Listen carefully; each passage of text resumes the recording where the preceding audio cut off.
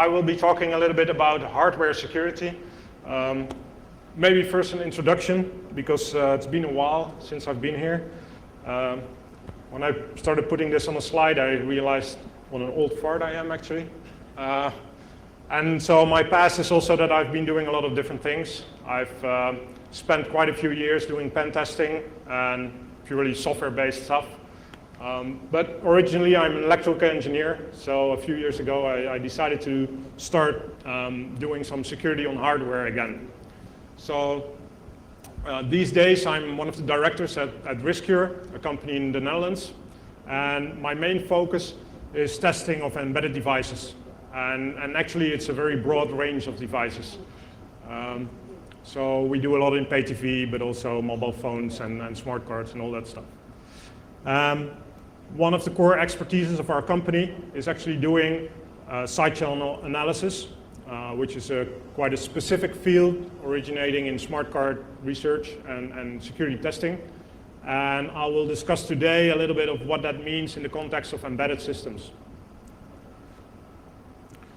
So to kind of set the agenda for today, I first want to briefly scope out the talk, then talk about what does it mean, side channel analysis, and what does it mean on embedded systems. So I'll briefly also go over like the basics of side channel analysis, just to give you some background. How many of you are well aware of side channel analysis and how it works?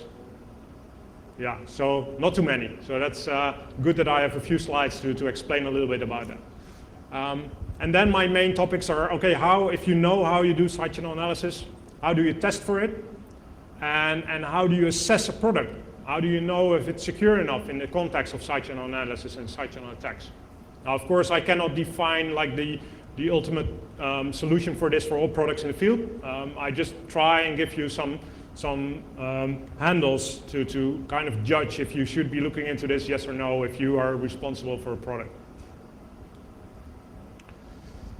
So the scope. First of all, I'm saying embedded systems, but embedded systems is a very broad field. So in this talk, I will distinguish basically two groups. One is microcontroller based, which is very simple devices, car locks, USB tokens, the simple microcontroller type. And the other one is what I call complex processors. So these are the ones that are used in the set-top boxes in the mobile phones, often 2 cores or multiple cores, running at very high speeds compared to smart cards or microcontrollers. The reason for this is because they have quite distinct aspects when you do side channel analysis. And then the question is, okay, on what kind of devices do you do this? Well, of course, if there's a security function involved. There are a lot of devices where there's no point in doing side channel analysis. And also maybe it's not a point because it's not the first attack you think of, because there are many more easy ways to attack a system. One thing I will be doing is focusing on passive side channels, and I'll come to that in a few slides, what that means compared to other types of attacks. And then, okay, what do I want to discuss? So what is the real threat from side channel analysis? What can you achieve with it? How do you apply it on an embedded system? How does it compare to smart cards? And I will be using smart cards more times in the presentation as a comparison, because smart cards has been the field of application of side channel analysis for about 10 years. So it's a very steady reference of how to apply side channel attacks. And for the embedded systems, it's been much more recent. So what are future developments? And I'll also have some demos on what it means if you do some of these types of analysis on an embedded system that I have here on the table. But first, what is side channel analysis? Briefly, and there has been already a talk about doing some side channel, very cool side channel attacks on the power line. So we've seen that you can actually literally use the power line, as was shown in the talk earlier, where you measure the consumption in the mains connection. But you can also go into the device, of course, where power is consumed more locally. But if you cannot go there, because there are all kinds of obstructions, you can also look at the electromagnetic field, and I'll show you a bit more about that today. But there are other side channels. There are all kinds of ways that you can leak information. Light is one. So energy is photons, and once you consume energy, you also tend to emit photons. One of the things you can do is you can observe photons that come from a device, from a chip, but you can also shoot photons, and shooting photons is what you do with a laser. So you can use a laser to shoot on a chip and actually make it do things that it wasn't programmed to do, because the transistors will be switching in a different way than programmed. And another good example is acoustics, where you have, so we had the keyboard side channel by looking at the power, but you can also listen to the sounds. And even from a single speaker, by using, for instance, the rhythm of typing and the knowledge of the language, you can even predict what someone is typing. So there are a lot of ways you can do side channel analysis and side channel attacks. So for now, what I will be focusing on is primarily power and electromagnetic. Basically, power and electromagnetic are the same representation of the same phenomena, I should say, which is the switching of the transistors in the chip while it consumes power. So what does that leak? Well, if I measure the power consumption while I'm doing an operation, and in this case, for instance, a pin verification in a smart card, then depending on the implementation, it might be the case that if I have a wrong first digit, I get this kind of trace where there's something happening, and a little bit later something else is happening. But there's only one instance, and if I have the first digit correct, I see there are two instances of something happening. So what you see here is a typical time dependency of comparing to words where you quit after the first mismatch, which is the classical timing attack on a comparison. But you can also visualize that by looking at the power consumption. Now, of course, if there's only 3 tries, you won't get the pin code with this kind of attack, but you may be able to combine it with other attacks, like pulling the power of the card before it can update its counter or something like this. So now, how do you know if it's correct? So here we both have like 4 of these things happening. Does anyone notice anything different between the last 2? No difference? Rob sees it. Yeah, so there's a slight timing difference here. And you can also even see that this waveform is a little bit different from this. So it is also, and that is kind of showing already, that it's often a small detail that can make the difference. So interpretation of these waveforms, you want to pay attention to detail. But it can be more difficult than this, because this is what we call classical SPA, simple power analysis. You use only one or a few traces, and you can already visually see things happening. But you may have much more noisy traces like this, where the next one and the next one will, roughly look alike, but be different everywhere because of noise. So the big question is, how do I figure out what's happening in a trace like this if I don't know from visual inspection? So the idea is here that you use statistics. So you collect a large set of traces, and they all roughly look alike, but you also collect like the data you use to process these traces or to generate these traces. And if I vary that data, I'm collecting like a statistical set that I can use. So say that we know the data that we're putting in, and we also can assume that there's like a uniformly random behavior of that data set. Then I can apply statistical methods. And a very simple example of how this can be done for a single bit is the differential trace. So we focus on one bit of the input, and we try to determine where this bit is used in the processing of the card.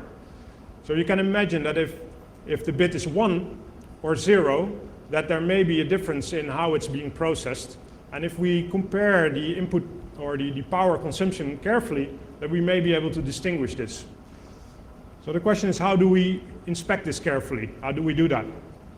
And basically what we can do is we can group our traces. So we say we took 1,000, then roughly half of them will have the bit 1 at the position 3, for instance. and half of them will have a bit 0 at position 3.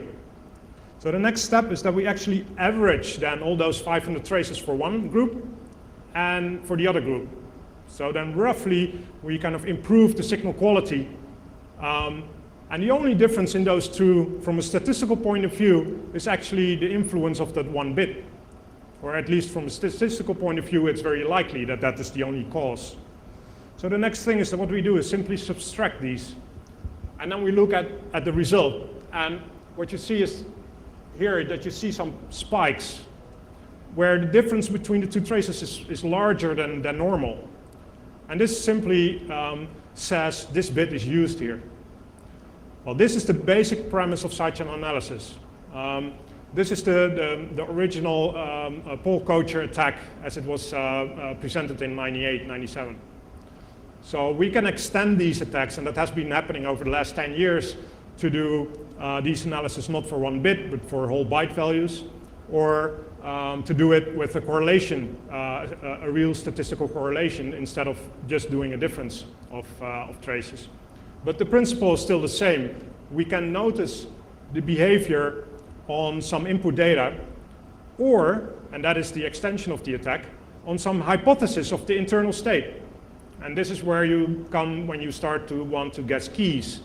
Because what you can do is, if this is a DES algorithm, you can try and predict an internal state if the key is 0 or 1 or 2.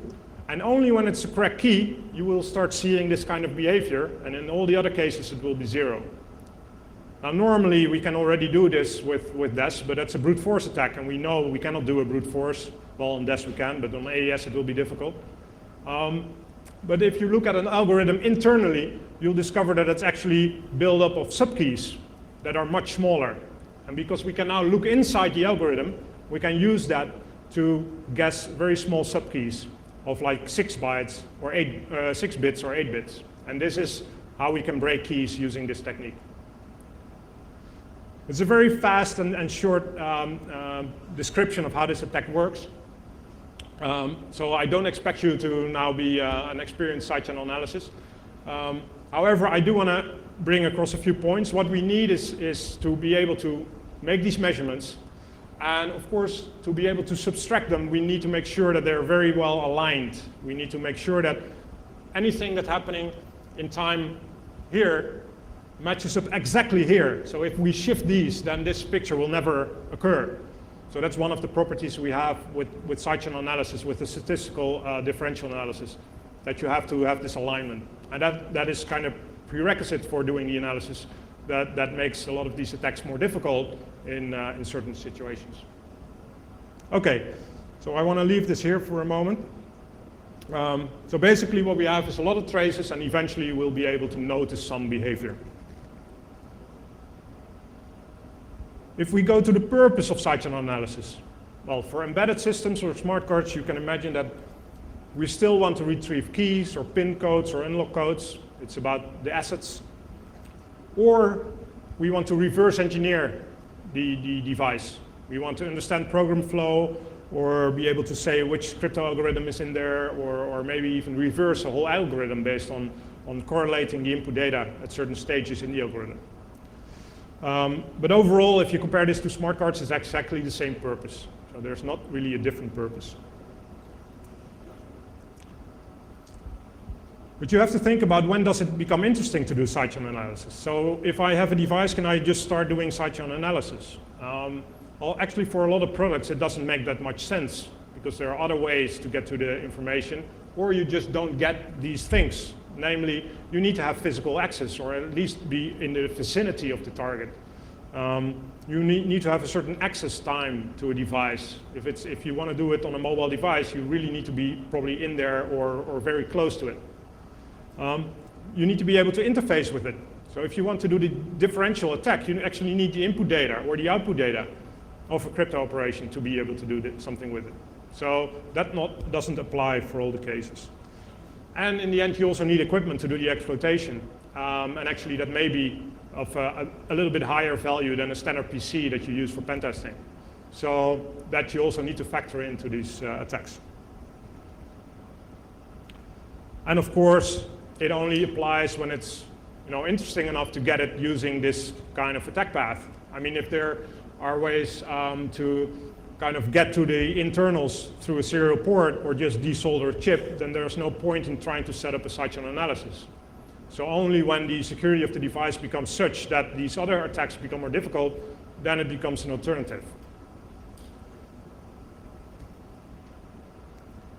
Okay, so how do you do this? How do you actually measure this, and how do you set this up? So here's kind of a schematic of how a typical sidechannel setup looks like. Basically, you start off with a workstation that kind of is the control center. It needs to supply your target with the data it needs to operate on, or it should be able to sniff the data coming from the real protocol going in.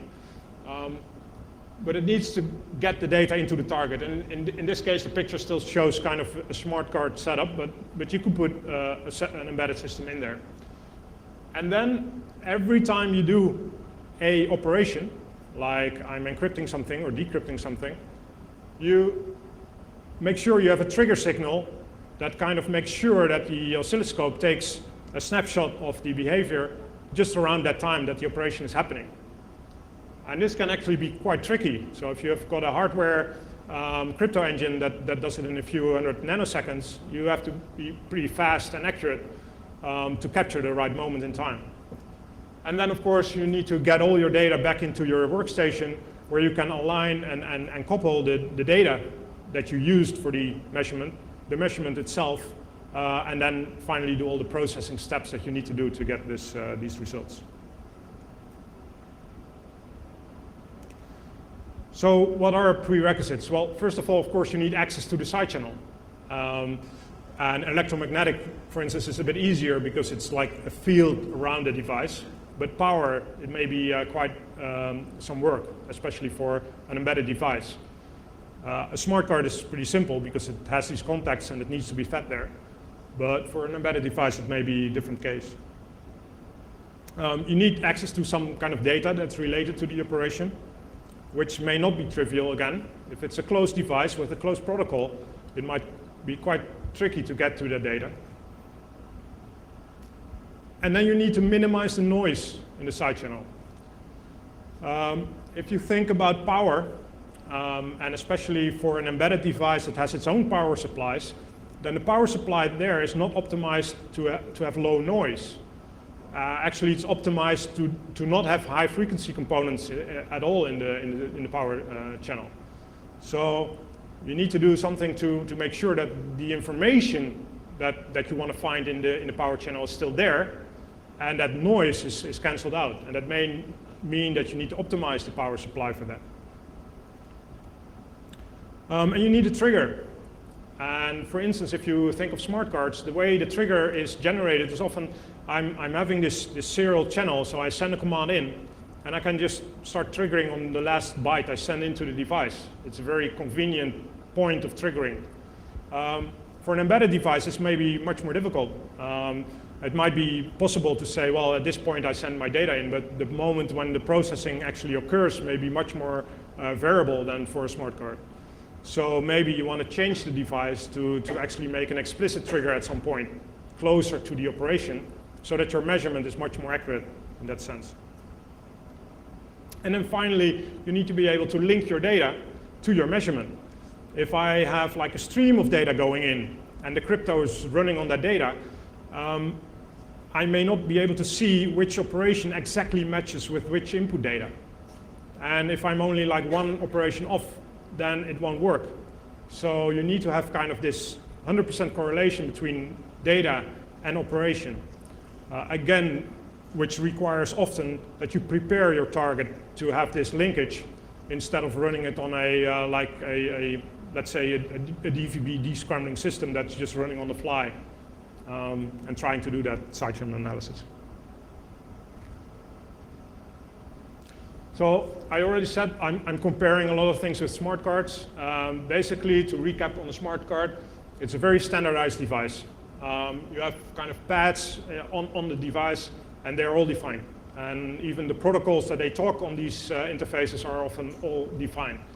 So while it is still an embedded device, and you can compare it to microcontrollers, it's a very, very well-defined device compared to a generic embedded system.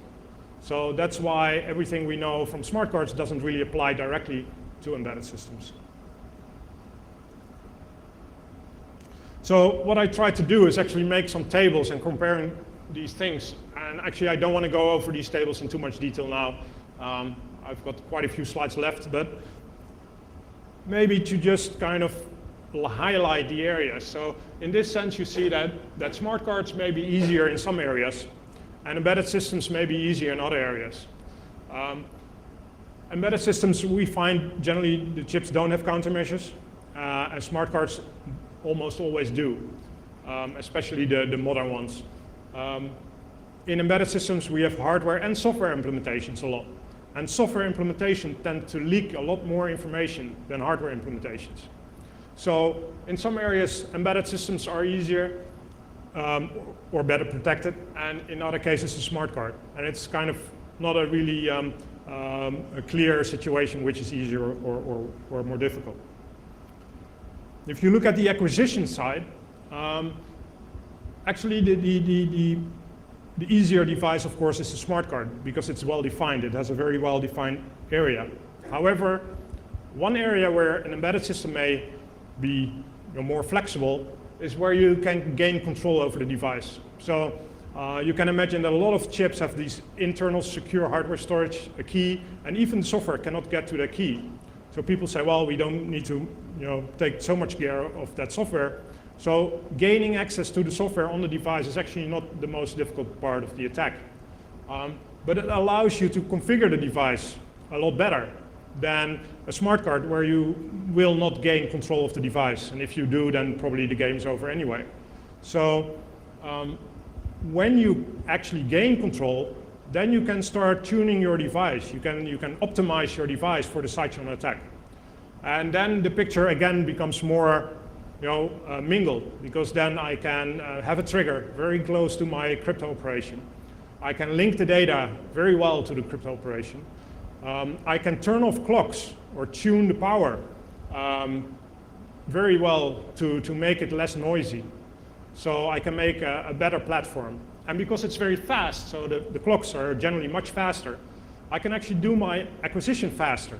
So to give an idea of smart cards, so we do acquisition on smart cards, you do a few hundred thousands a day, maybe 500,000. But for fast chips, like a few hundred megahertz chips with a hardware crypto engine, we can do millions a day, like easily 3 to 5 million a day. So that improves your statistical attack significantly and reduces your attack time. So again, the picture is very mixed. It's not easy to say which is worse, and especially not which type of processor, because I now focus more on the complex ones, but you of course also have the microcontrollers. Okay, so this was kind of an overview of what do you need to do do a sidechannel attack, and what if you try to do it on an embedded system, kind of from a theoretical point of view.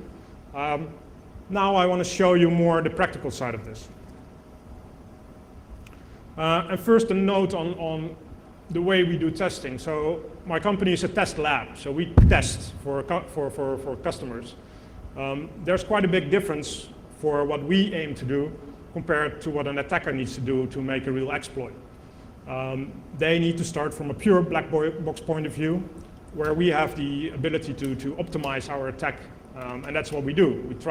We don't have to break into the device and get the software running. We get an open device and we try to only attack the crypto engine, for instance. So we can optimize our environment to try and calculate the cost or the effort an attacker needs to go through to break a device, or even if it can be done or not. So that's also where we look for in the aspects that we discuss on doing this testing. First of all, and actually these were also a little bit already presented in the prerequisites, we need to kind of set up the controlling of the crypto, we need to link the data, the acquisition speed and efficiency, they're all the aspects that we need to take into account just as we start. But then we come to the different kind of side channels that you can distinguish. And the first one is timing. And as I showed you with the pin verification, you can use the power and EM signals to actually look at the timing aspects also. If you can distinguish processing in the time, you can use this. What we see with embedded systems compared to smart cards is that we actually have a lot more like access points, like outputs, that we can use to find these timing differences. And a good example is the Xbox, and I'll explain a little bit about how that worked. Another thing is software. You're still running on a chip, and the chip these days a lot of cache, and you get all kinds of dependencies. You have the famous cache timing attacks. And like I said, you can increase the accuracy of the timing attack using EM and power. So what we find is that timing is often a risk, and especially in software implementations, because they have all these dependencies on all kinds of things considering their timing. So they are very sensitive to this. And using power measurements and EM make the embedded devices specifically vulnerable because a lot of things are done in software.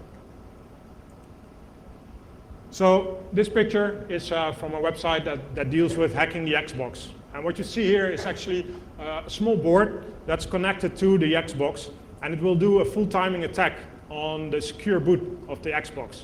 And it's being used to be able to load Linux, basically to downgrade the kernel and then load Linux on it. And it's a small FPGA board, and it's connecting to the NAND chip and to a few other peripherals on the device. And the way the attack works is that there's an HMAC, so it's hashing a secret key and the software, and comparing this to a stored value. And the comparison is timing sensitive. So how do you kind of try this attack then? Is you need to start the boot and then time how long it takes to know where the comparison fails. And so you have to imagine this is quite a slow process, and it's only 1 or 2 instructions difference. But still, a bit of logic hardware can detect this timing difference and find if a byte was correct or if a byte was wrong. And that's the way it works.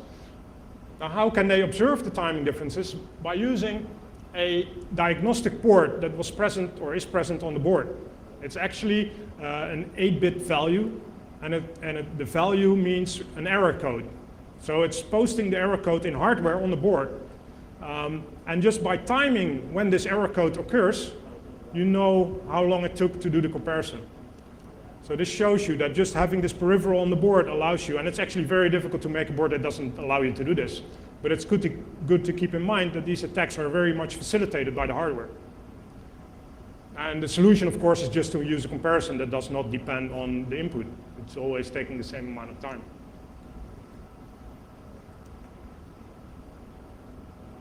Okay, power analysis. So how do we do power analysis? Like the smart card has this simple interface, but this is a picture of internals of a BlackBerry. And well, you maybe can see it barely, but if you start to look for traces that may be power traces on this, you actually don't even see traces, because all the traces are done in the inner layers of the board.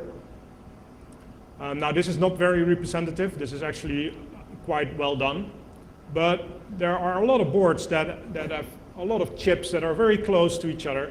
They have multiple power lines. It's not like this is 5 volts or 1.2 volt going in. No, it's 1.2 volt going to 6 balls on the BGA, and they have like 15 balls doing the ground plane. So getting access to that power line is actually not so easy anymore.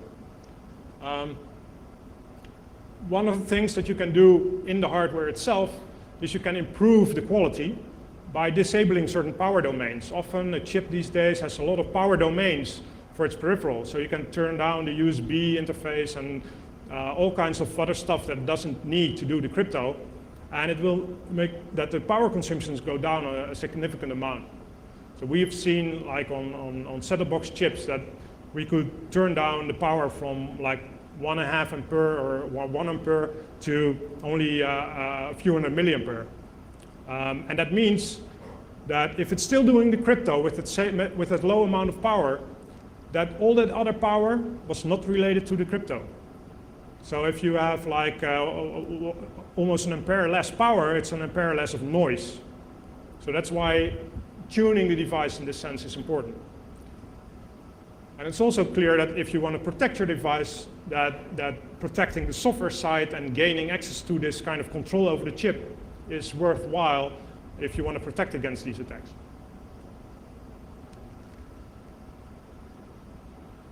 What you can say about power analysis on an embedded device is, in general, it requires much more knowledge and much more detailed knowledge about the device compared to a smart card, where it's already defined what's the input, and you just need to figure out if it's like a 5-volt device or a 3-volt device or 1.8. But that's basically it. So it's a lot more work. So what's an alternative? Electromagnetic analysis. The way electromagnetic analysis works is you use a coil to measure the field above a chip. Everything that has a current flowing will generate a field based on the Maxwell laws that is proportional or related to that current that's flowing. So if I can pick up that current, then I may not have to cut wires or do any invasive work. I can just watch above the chip. And that's kind of the idea of doing electromagnetic analysis. Now, because you're looking at a field above a chip, you now have an added dimension. First, I just had this wire going in, and I've kind of this one-dimensional property. But now I have like an XY space above the chip, and I could even go in Z direction, but that doesn't make much sense. You want to be as close as possible for the strongest signal. But you still have an XY area, and where's the best place? And actually, there's no easy answer for that. So EMA is still very much an active research topic because it's also so difficult for the manufacturers to actually do something about it. If you have a device and its physical property is to emit, then it's not so easy to make it not emit. Actually, it's hardly possible. And it's even more difficult to make that emission like information neutral. Like with power, you can kind of put a big capacitor and then it becomes flat and you don't see much behavior anymore. But with EM, that's much more difficult. So that's why it's a very interesting topic still. So how do we use this? Actually, what we built is a probe that does this kind of analysis or actually sensing. And it's made of a very tiny coil. So this coil is like 1 square millimeter. And then it's combined with a differential amplifier. And I've got the setup here on my desk. And I think the guys from the video can show you a little bit. And what I want to show is that you actually can see that there's quite a changing field above that chip. So what I've got here is a tool that we can use to do the acquisition.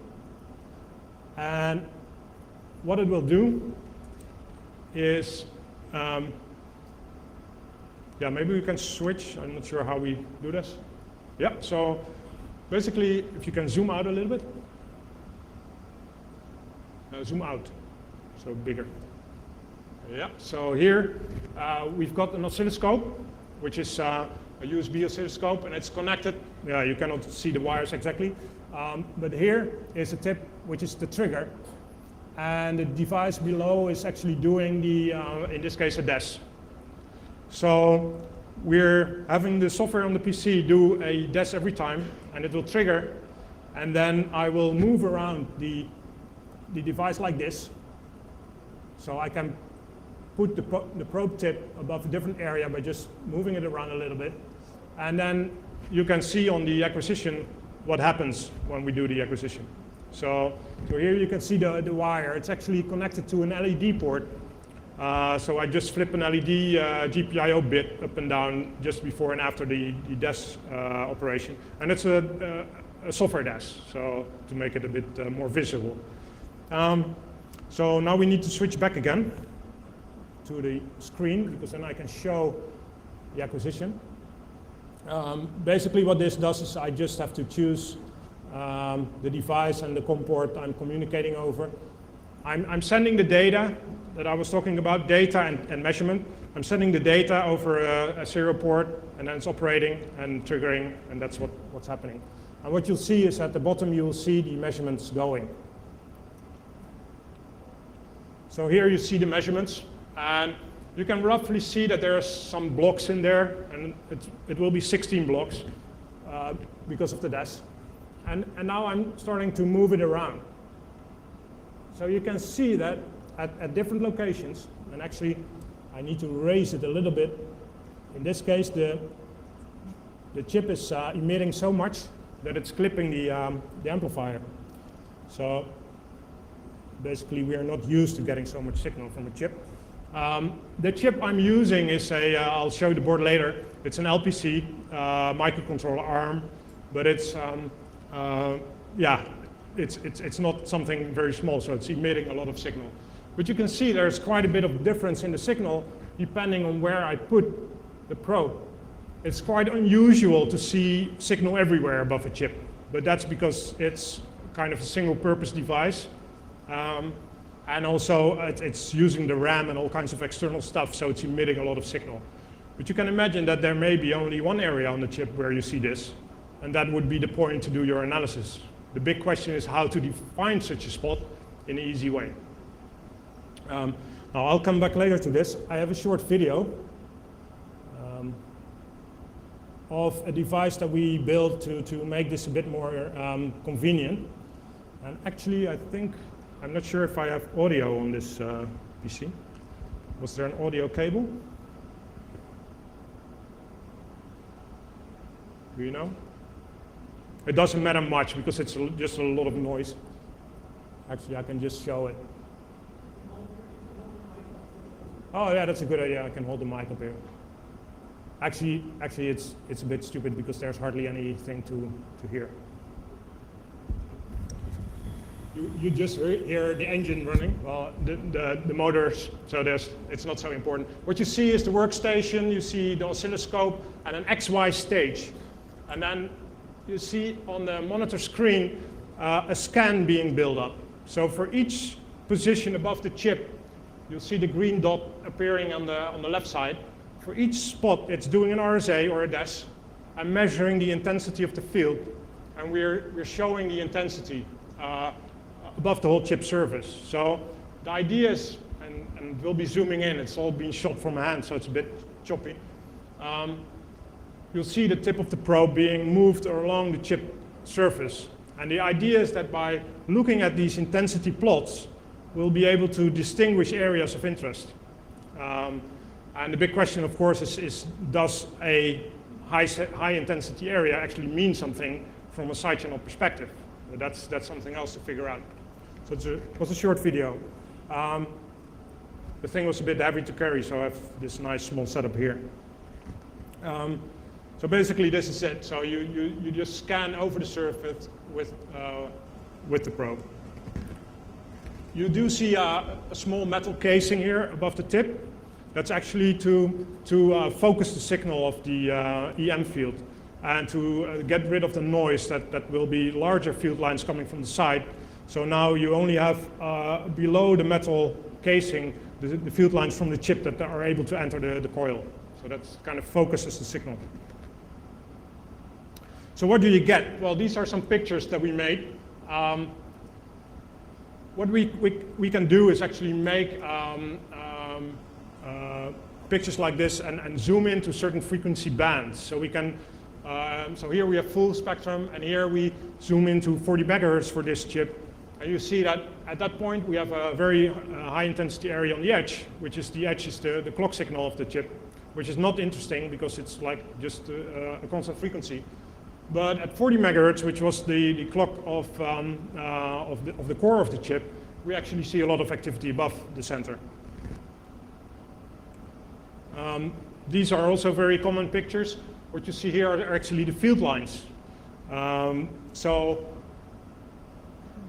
the field lines, the bonding wires. So the bonding wires of a chip, especially to edge pin, are long wires. So if current is flowing, you get a huge field from them. And generally it exceeds the field of the die itself significantly.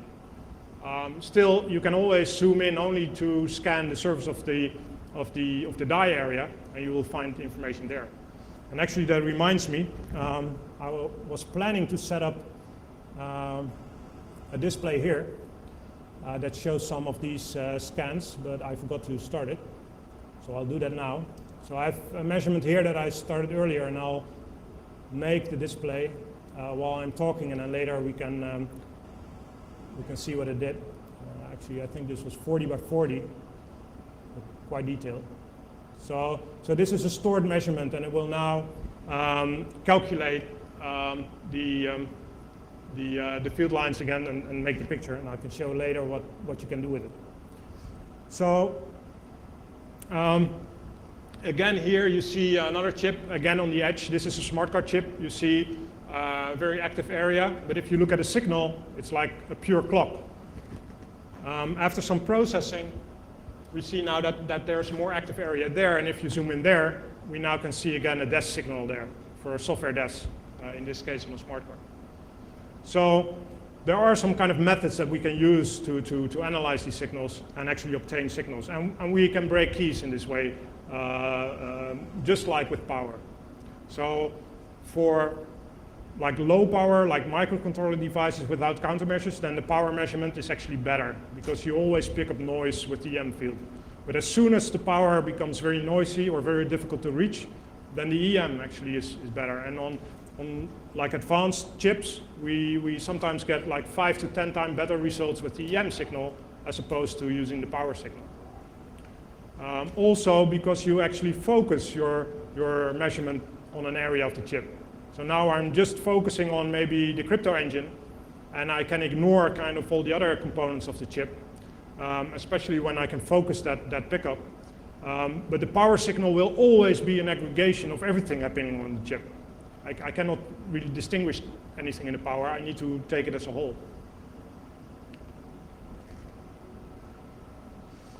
However, if you look at some practical encounters, so we looked at the Xbox because everyone was looking at the Xbox, so we thought, well, maybe, what could you do with an Xbox? Now, I'm not sure if you know how much power it's consuming, but it's like several tenths of ampere when it's running.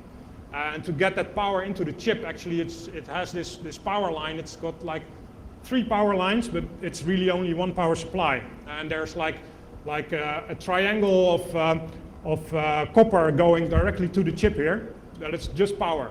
And so there's not even a single point you can pick up the power anymore. It's like this big, huge plane with a lot of capacitors. And generally capacitors are terrible for your power signal because they flatten out the power signal. And then you lose the detail, let's say the detail per clock that you may have information on, of what's happening in the chip. So maybe then you think, well, maybe you can do an EM pickup. So we hover the EM probe above the chip, but yeah, the chip is beneath this heatsink. And if you take the heatsink off, the chip dies in like 30 seconds. So actually, there are practical complications in these kind of high power, high intensity devices. Underclocking it is a good point. Actually, it is underclocked during the boot. At boot time, I think it's only running at like 4 or 40 megahertz. So like it's a 3 gigahertz system, but the boot phase, where it's doing the timing attack now also, is actually running at a lower speed. So you may be able to run it, for instance, if you would have like active cooling or something, then you may be able to run it without the heatsink. So there are still possibilities, but actually the point is that it's not as simple as it looks. Another example, this is a Beagle board, which is a very popular DIY board now. And it's running an OMAP chip. It's one of the new TI chips, a very popular chip. However, if you look at the packaging, the CPU is actually packaged below another chip. So it's what they call a POP, or a package on package. And this is also becoming very common in the tiny embedded systems, is to package stuff either outside of the plastic package, so these are 2 plastic packages on top of each other, or inside the plastic package where they just put the dies on each other. you can imagine that if you want to pick up something from the bottom one with EM, that you're kind of shielded with 2 dies on top of that. So there's oops, it's done. I'll show that later. There's like a RAM and flash memory on top of it. And then if you look at the power line, so the other chip to the right is the power chip. That is like almost a twin combination of chips. So the CPU is controlling the power chip and controlling its own power supply to be able to do all the low power modes. And this is all the power lines you get from half of the chip. So this is only half of the chip. So which line is the one that you want to have? And which line is the one that contains the information? So, and you can analyze this, and you could say, well, I'm just going to break the line and inject my own 1.2 volts. And that may work. And we have done that kind of way of replacing the power line. But again, it shows that there are complications if you try to do this.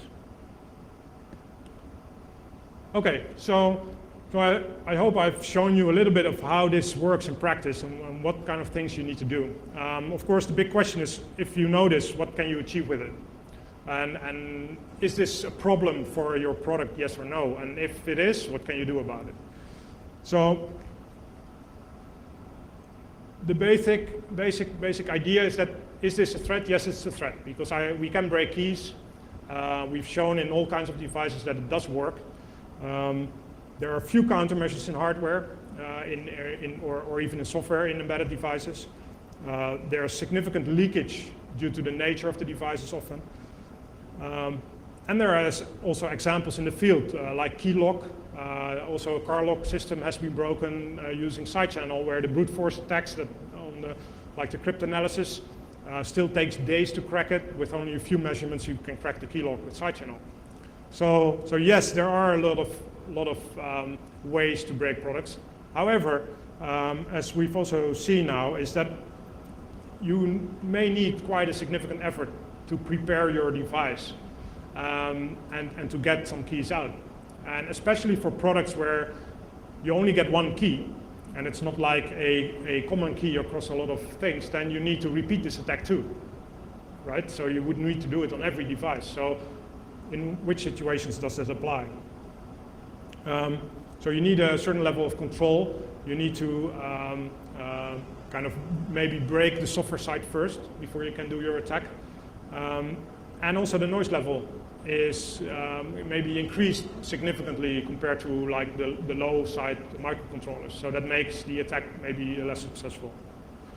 So even without countermeasures and with a lot of leakage, it's still maybe quite hard to do. And then of course there are countermeasures. So this is a field, basically we see countermeasures in hardware and we see them in software. Smart cards are generally doing a lot of this stuff in hardware. That doesn't mean you don't need to do anything in software though. So even if you have a smart card that does hardware countermeasures, you often still need to make sure that in your software you also don't make the mistakes of using a library that's still doing something that's very easily breakable. An example is doing an RSA in the wrong order, and I'll show you later what that means. And on the software side, you can also improve your design. You can change your protocol maybe to reuse some key material less, so that someone doesn't have a chance of doing 1 million acquisitions with the same key, but only like 1,000, and then you use a derived key or something like that. A party that has done a lot of research and actually has a lot of patents in this area is a company called Cryptographic Research. It's located in San Francisco and founded by Paul Kocher, kind of the discoverer and the first publisher on these attacks in '98. And they have licenses. They are required for people building this hardware and software countermeasures. Currently, they actually have quite a few of the big names already.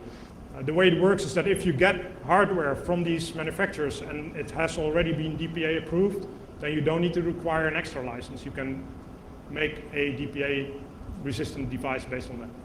So anyway, if you're unsure and don't know what good countermeasures may be for your situation, then you can always contact them, of course. So all this knowledge, I try to kind of make a table to make a very rough kind of judgment. And of course, this does not apply to any specific product because there are always exceptions. to give an idea of, okay, how difficult would it be to crack such a device?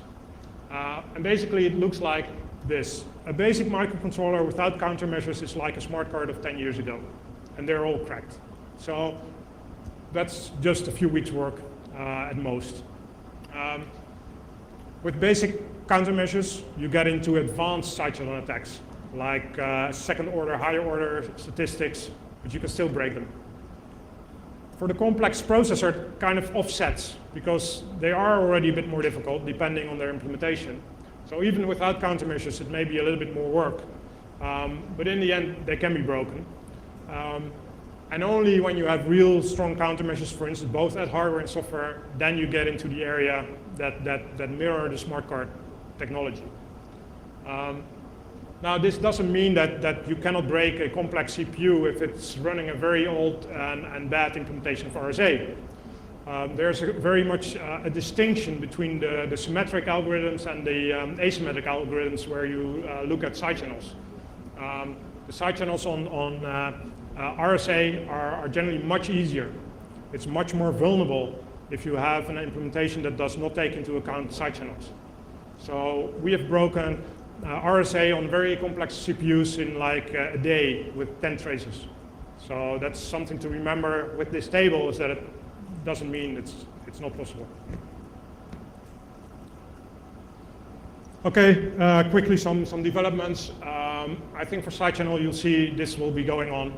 And one thing you see is that there are actually more and more of these things becoming more public knowledge, both in tools and techniques.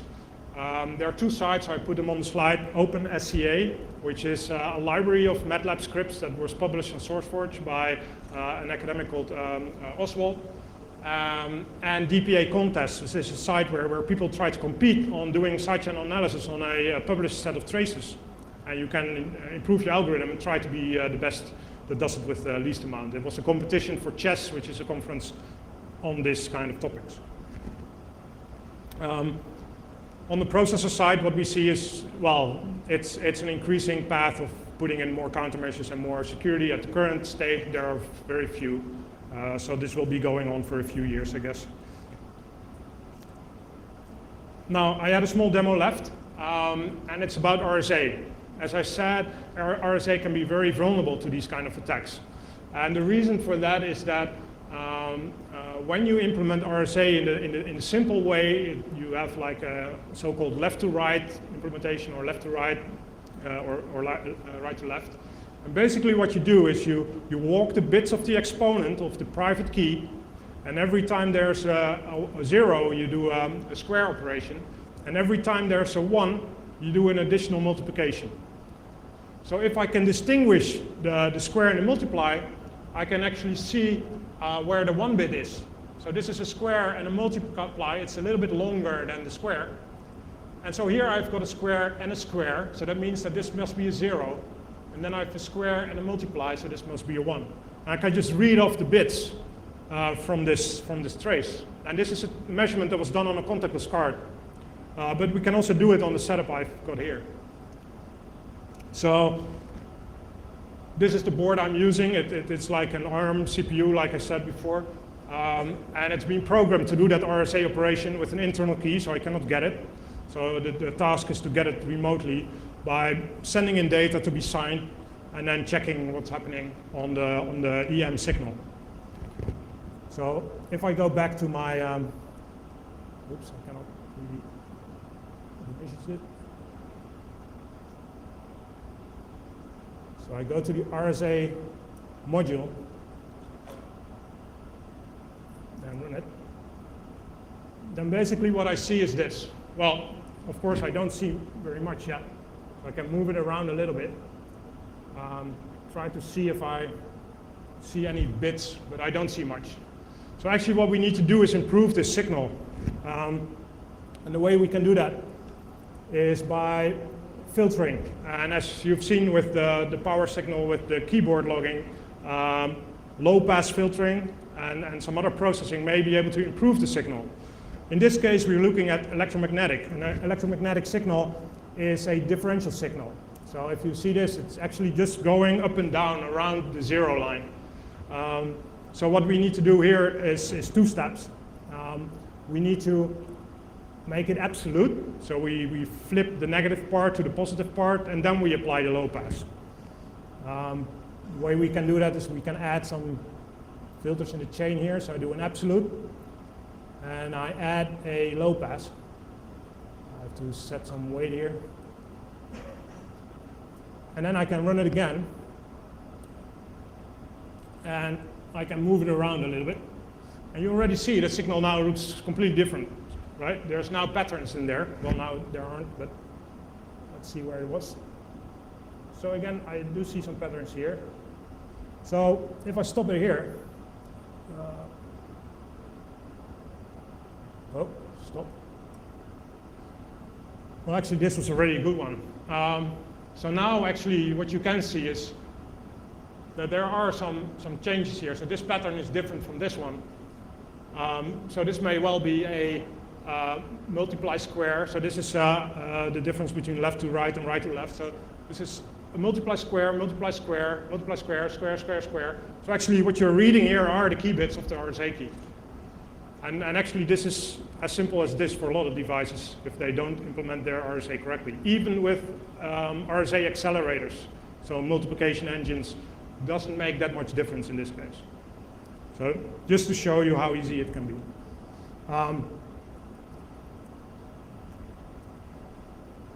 Basically the conclusion, I think the main thing to conclude is it's not an easy choice. It's not easy to say sidechain on-embedded is terrible, or it's very easy, or my products are all vulnerable. It's a very mixed thing. There are obstacles that you need to overcome. However, there are different ways you can measure. And there are still the software implementations that can have a lot of mistakes and easy things to hook onto if you're attacking a system. So in an overview, the threats are mostly to microcontrollers without countermeasures, because like I said, they're like the smart cards of 10 years ago. Or if you have a high security device that's actually protecting something very valuable, because then for the attacker, of course, all this effort may be worth it. And then again, it may be something to reckon with. Well, some recommendations. Of course, like I said, if you want to have strong protection, you need strong countermeasures. So you really need to think both in the hardware acquisition, if you buy it, or in your development, how to implement that. Also demand from your manufacturers to add this. We generally tend to see only manufacturers when customers ask for this. It's either certification, and that's in the smart card world. So all the smart cards that want to be in the payment, they certify their device and they get tested. But in all the other areas, we only get customers visiting us, asking how does this work and what do you do against this when customers ask for it. If you don't ask for it, you won't get it.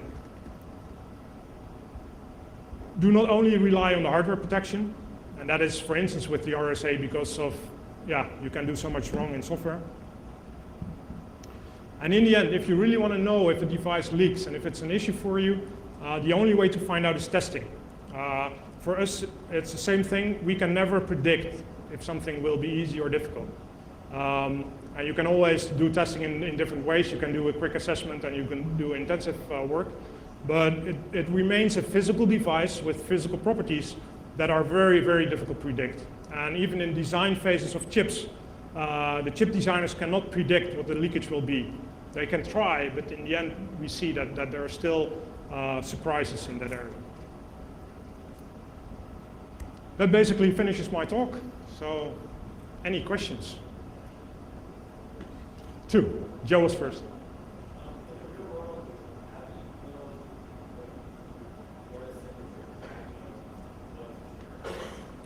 Okay, so in the real world, how do you know where to trigger?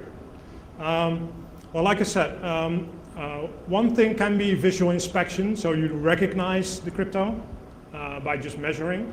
And then you would have to have some means of selecting that in your scope or matching that. And the other thing is changing the software that's running on the device.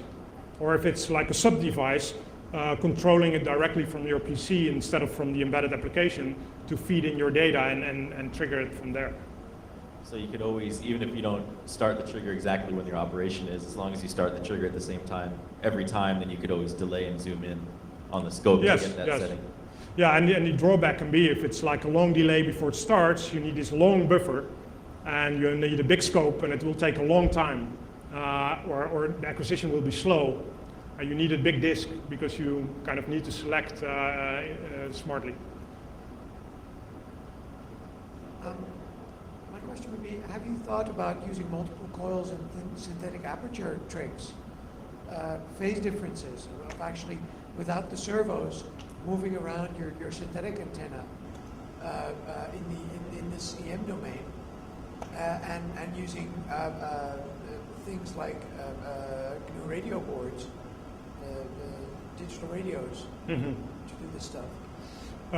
It's a good point. So instead of having one coil moving over the whole chip, if you have multiple coils or a system like an array that can pick up the information, you may even be able to use a static system.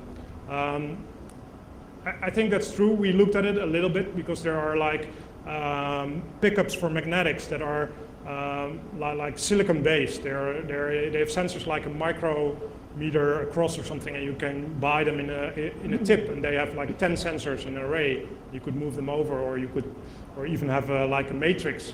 The point is that we had to get high bandwidth.